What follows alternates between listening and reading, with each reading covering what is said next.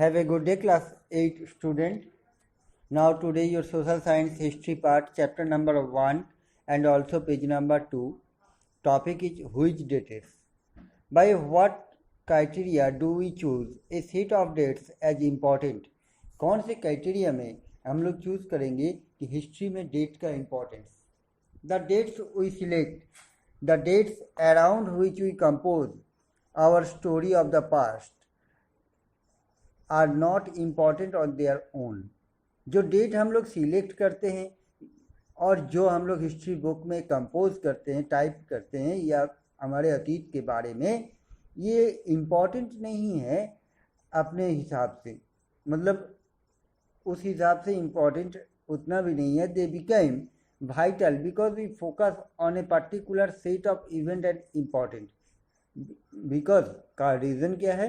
क्योंकि हम लोग जो पढ़ रहे हैं या हिस्ट्री के बारे में जो जानकारी ले रहे हैं, उसके क्राइटेरिया, उसके उस इवेंट के बारे में जानना ही ज़्यादा इम्पॉर्टेंट है, नॉट फोकस इन डेट.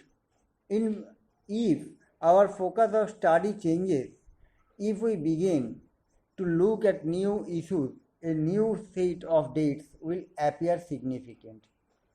अगर हम लोग अपने पढ़ाई के पढ़ाई में बदलाव लाए और उसके ऊपर फोकस दें या कुछ issues, we going to look at new issue, अगर हम लोग नया इशू देखना शुरू करेंगे, new set of dates will appear significant.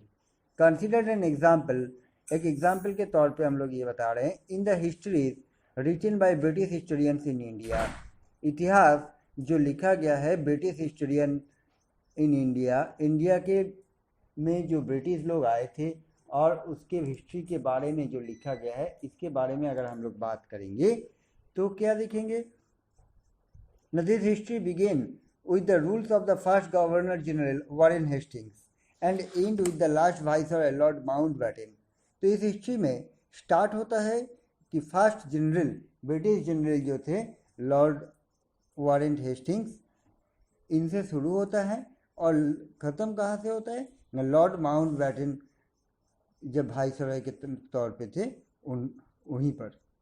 In separate chapter we read about the dates of other. Separate अलग अलग चैप्टर्स में अलग अलग लोगों के बारे में हम लोग पढ़ेंगे. Hastings, Wellesley, Bentinck, Dalhousie, Canning, Lawrence, Lytton, Ripon, Curzon, Hardinge, Irwin.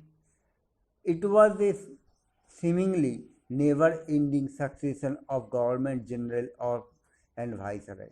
तो इतने Hastings, Wellesley, Bentinck, Dalhousie, Canning, Lawrence, Lytton, Ripon, Curzon, Hardinge, Irwin, इतने लोगों के बारे में हम लोग पार्ट बाय पार्ट क्या करेंगे? हिस्ट्री में पढ़ेंगे, जो कभी ख़त्म नहीं होता है.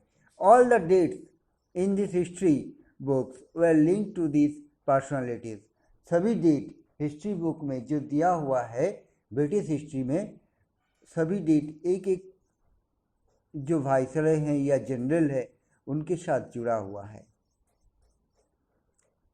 To their activities, policies, achievement.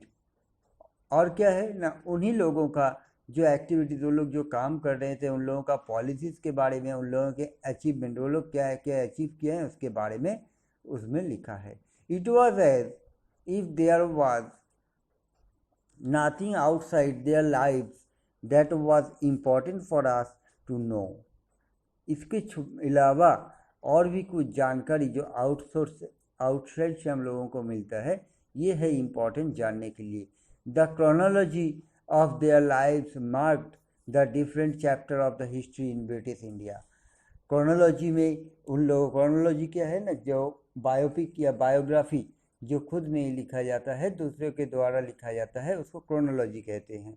आप लोग प्रीवियस क्लास में पढ़े हैं. तो ये भी ब्रिटिश इंडिया के हिस्ट्री के बारे में भी वहाँ पर दर्शाया गया है. Can we not write about the history of this period in a different way? क्या हम लोग उस टाइम के जो इतिहास उसको डिफरेंट वे में नहीं लिख पाएंगे? How do we focus on the activities of different groups and classes in India society within the format of this history of governor generals. कैसे हम लोग इसके बारे में फोकस डालेंगे। इस इतने सारे गवर्नर जनरल जो लोग ब्रिटिश इंडिया में या ब्रिटिश लोग जब रूल कर रहे थे तब क्या क्या काम किए थे, इसके बारे में हिस्ट्री हम लोग दूसरे फॉर्मेट में चाहेंगे तो लिख सकते हैं। व्हेन वी राइट हिस्ट्री, कब हम लोग इतिहास लिखेंगे, और ए स्टोरी, कब हम लोग इतिहास लिखेंगे या तो फिर एक स्टोरी लिखेंगे। Now we divided it into chapter. Why do we do this? हम लोग हर सब चीज़ को क्या करते हैं, चैप्टर में डिवाइड करते हैं। हम लोग बुक में जो पढ़ रहे हैं, देखा जाता है, आप लोग भी देख रहे हैं, क्या देख रहे हैं बुक में ना, चैप्टर वाइज किसी बुक्स में 10 चैप्टर है, किसी बुक में 12 चैप्टर है। एक्चुअली पूरा बुक ही एक साथ अगर बनाया जाता तब भी हम लोगों को पढ़ना पड़ता है, और चैप्टर वाइज बनाया गया है तब भी हम लोगों को पढ़ना है। चैप्टर वाइज इसलिए बनाया जाता है, it is to give each chapter some concern. It is to tell story in a way that makes some sense and can be followed. Chapter इसलिए बनाया गया है, ईच एंड एवरी चैप्टर में एक कॉन्सर्न, एक नॉलेज प्रोवाइड करता है, और उसके साथ साथ क्या करते हैं ना, ये जो स्टोरी मेकिंग हो रहा है इसका sense step by step follow किया जाता है। In the process of focus only on those event that help us to give shape to the story we are telling. और इस प्रोसेस में क्या होता है, हम लोग जो स्टोरी बोल रहे हैं या लिख रहे हैं उस और इवेंट है, स्टेप बाय स्टेप हम लोग उसको दर्शाते हैं। In this histories that revolve around the life of British governor general and activities of Indians simply do not fit, they have no space, what then do we do. British governor general के activities का जो था, ये simply Indian लोगों के, common Indian लोगों के लिए सिंपली नहीं था, डू नॉट फिट नहीं हो रहा था। और इसके साथ साथ हम what then do we do, तब हम लोग क्या कर सकते हैं, जब मतलब ब्रिटिश लोगों का जो रूलिंग पॉलिसीज था या जो जिस तरीके से वो लोग हमारे देश को चला रहे थे, तो उसमें हम लोग फिट नहीं हो पा रहे थे, तो हम लोग इसमें क्या कर सकते हैं। Clearly we need another format for our history. This would mean that the old dates will not longer have the significance that earlier had. तो इसी के चलते हुए हम लोग एक नया फॉर्मेट में हिस्ट्री बुक्स को या इतिहास को लिख सकते हैं। कैसे ना, जो पुराना डेट्स है उसको ज़्यादा दिन तक हम लोग आगे लेकर नहीं चलेंगे। The significance earlier had in new set of dates will become more important for us to know। एक नए तरीके से कुछ इम्पोर्टेंट डेट को हम लोग बुक में लाएंगे और उसके ऊपर बातचीत करेंगे। Now next topic, how do we periodise. In the year 1817 James Mill, a Scottish economist and political philosopher, published a massive 3-volume work, A History of British India। James मिल 1817 में 1817 में क्या किया ना, एक जेम्स मिल कौन था ना, एक स्कॉटलैंड के आदिवासी थे, स्कॉटलैंड में रहने वाले थे। उनका पेशा प्रोफेशनली उन्होंने क्या थे ना, इकोनॉमिक्स थे, पॉलिटिकल फिलोसोफर थे, जिन्होंने एक 3 वॉल्यूम, वॉल्यूम 1 वॉल्यूम 2 मतलब पार्ट 1 पार्ट 2 पार्ट 3 इस हिसाब से एक बुक पब्लिश किया। बुक का नाम था a history of British India. In this, he divided Indian history into 3 periods। इस टाइम उन्होंने इंडियन हिस्ट्री को 3 पीरियड में डिवाइड किया था। क्या क्या है ना, Hindu, Muslim and British. The periodisation came to be widely accepted. Can you think of any problem with this way of looking at the Indian history? क्या आप सोच सकते हैं या क्या आपको ये सोच में आ रहा है कि हम लोग इंडियन हिस्ट्री को क्यों ऐसे तीनों पार्ट में डिवाइड किए हैं? Why do we try and divide history into different periods? क्यों हम लोग ये किए हैं? We do so in an attempt to capture the characteristic of a time, its central features as they appear to us. क्यों किए ना, हम लोग कोशिश किए हैं कि अलग अलग पार्ट में अलग अलग तरीके से कैसे इतिहास के बारे में जान सकते हैं और अलग अलग डिवाइड किए हैं और भी इजीली हम लोगों को समझ में आए इसीलिए. So the term through which we periodize, that is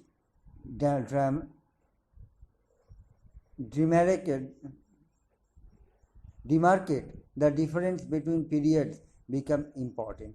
तो इसी के चलते एक पीरियड के साथ दूसरे पीरियड के डिफरेंस भी हम लोगों को पता चलेगा. They reflect our ideas about the past.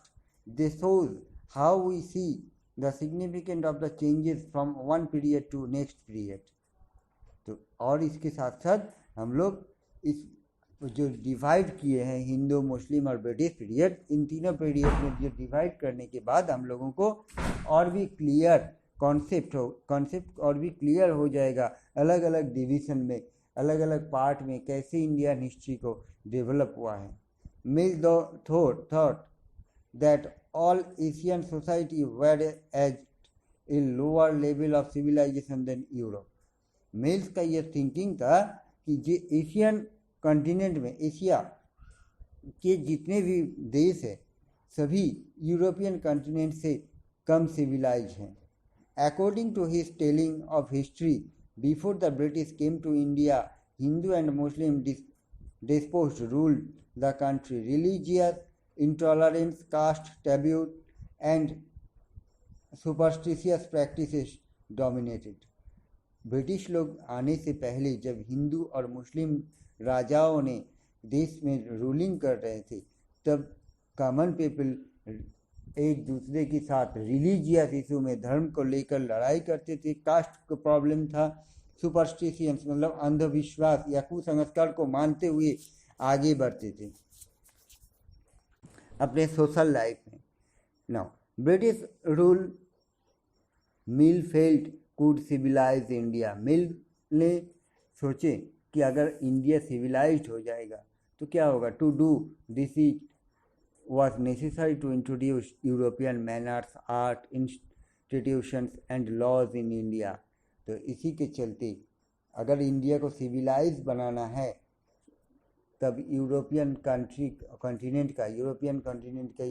जितने भी कंट्रीज है उन लोगों का मैनर्स, उन लोगों का बिहेवियर्स, उन लोगों का आर्ट्स, एडुकेशन, नियम सब कुछ इंडिया में लाना पड़ेगा. मिल in fact suggested that the British should conquer all the territories in India to ensure the enlightenment and happiness of the Indian people. Mills अपने किताब में ये भी दर्शाया है कि ब्रिटिश लोगों ने जब हमारे देश को एक्वायर कर लिया और रूलिंग करना शुरू किया तब जाके हम लोग अंधकार से, मतलब जो कुसंस्कार हो या जात पात लेके भेदभाव लड़ाई कर रहे थे हम लोग, इससे उभर के आगे आए और खुशी से हम लोग कॉमन पीपल अपना ज़िंदगी बिताना शुरू किए. For India was not capable of progress without British help. India में प्रोग्रेस कभी भी पॉसिबल नहीं होता अगर ब्रिटिश लोग हेल्प नहीं करते. तो in this idea of history British rule represented all the forces of progress and civilisation.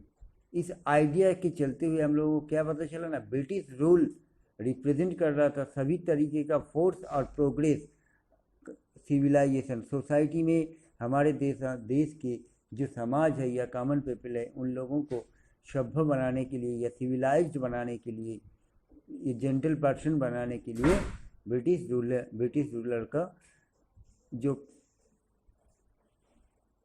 Concept था वो बहुत ही नेचुरल था. The period before British rule was one of darkness. Can such A conception by accepted today. The British period British लोग ruling करने से पहले India में जो कॉन्सेप्ट या जो आइडियोलॉजीज़ को सोसाइटी में फॉलो होता था इंडियन सोसाइटी में, ये एक अंधकार दिन के तौर पे मिल ने दिखाया है कि ब्रिटिश लोग आने से पहले इंडिया में डार्कनेस भरा हुआ था, चाहे वो एडुकेशन के ऊपर हो, चाहे वो सोसाइटी के डेवलपमेंट के ऊपर हो या सुपरस्टिशियस की तरफ पे हो. In any case, can we refer to any period of history as Hindu or Muslim? क्या हम लोग किसी भी केस में ये कर सकते हैं कि हिंदू और मुस्लिम का जो हिस्ट्री पीरियड था उसके बारे में did not a variety of faith exist simultaneously in this period? इस पीरियड में कोई डिफरेंस नहीं था, जस्ट राजाओं में डिफरेंस हुआ था कि पहले हिंदू राजा ने रूलिंग कर रहे थे, उसके बाद मुस्लिम राजा, बट कॉमन पीपल के लिए कोई डिफरेंस नज़र में नहीं आया. Did not a variety of faith exist? Why should we characteristic an age only through the religion of the rulers of the time? कैसे हम लोग मिल के कहने के मुताबिक 3 पार्ट में इंडियन हिस्ट्री को डिवाइड किया गया है, हिंदू, मुस्लिम एंड ब्रिटिश. तो कैसे हम लोग हिंदू मुस्लिम रूलर के बारे में डिवाइड कर सकते हैं इस पीरियड में, क्योंकि इस पीरियड का कोई सत्यता या कोई भी डेवलपमेंट उस टाइम हम लोगों को नज़र नहीं आया था. Why should we characterise an age only through the religion and religion को लेकर और रूलर को लेकर क्यों हम लोग एक टाइम को कैरेक्टराइज करेंगे, एक पीरियड को डिवाइड करेंगे? To do so is to suggest that the lives and practices of the other do not really matter. We should also remember that even rulers in ancient India did not all share the same faith. Moving away from British classification, historians have usually divided Indian history into 3 parts. इसके बाद British classification के तौर पे Indian history को 3 part में divide किया गया है: ancient history, medieval history and modern history. This division too has it problem. इस डिवीजन में भी कुछ प्रॉब्लम है. क्या प्रॉब्लम है, आगे बढ़ेंगे. It is a periodisation that is borrowed from the west, where the modern period was associated with the growth of all the forces of modernity, science,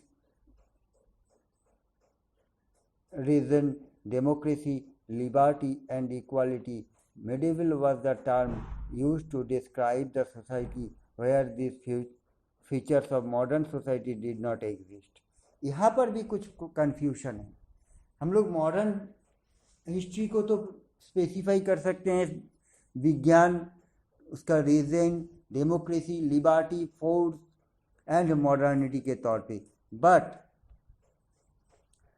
क्या हम लोग मिडिवल पीरियड को डिस्क्राइब कर सकते हैं? क्यों नहीं कर सकते? क्योंकि medieval was the term used to describe a society where this features of modern society did not exist. जहाँ मिडिवल पीरियड में जो मॉडर्न सोसाइटी में एग्जिस्ट था, मिडिवल पीरियड में वो एग्जिस्ट नहीं हुआ था.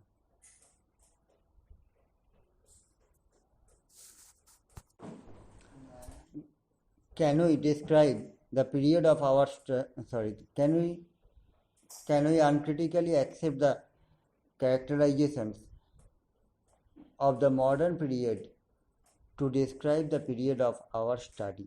क्या हम लोग ये कर सकते हैं जो मॉडर्न पीरियड की हिस्ट्री है, ये विदाउट एनी क्रिटिकल फेस, कोई भी क्रिटिकलाइजेशन फेस बिना किए हुए उसका डिस्क्रिप्शन हम लोग नहीं दे पाएंगे. As you will see in this book, under British rule, people did not have equality, freedom और liberty. अगर हम लोग देखेंगे ब्रिटिश पीरियड में भी कॉमन पीपल को इक्वालिटी, फ्रीडम, लिबर्टी ये कुछ भी नहीं मिल रहा था. Nor was the period one of economic growth and progress. और ब्रिटिश पीरियड में इकोनॉमिकल ग्रोथ एंड प्रोग्रेस भी इतना भी प्रॉपर तरीके से नहीं हुआ था. Many historians therefore refer to this period as colonial. इसी के चलते हुए बहुत सारे हिस्टोरियंस लोग ने जो मॉडर्न हिस्ट्री पीरियड है, जो मॉडर्न पीरियड है हिस्ट्री में, उसको कॉलोनियल पीरियड के तौर पे घोषित किया है. कॉलोनियल पीरियड क्यों कहा जा रहा है?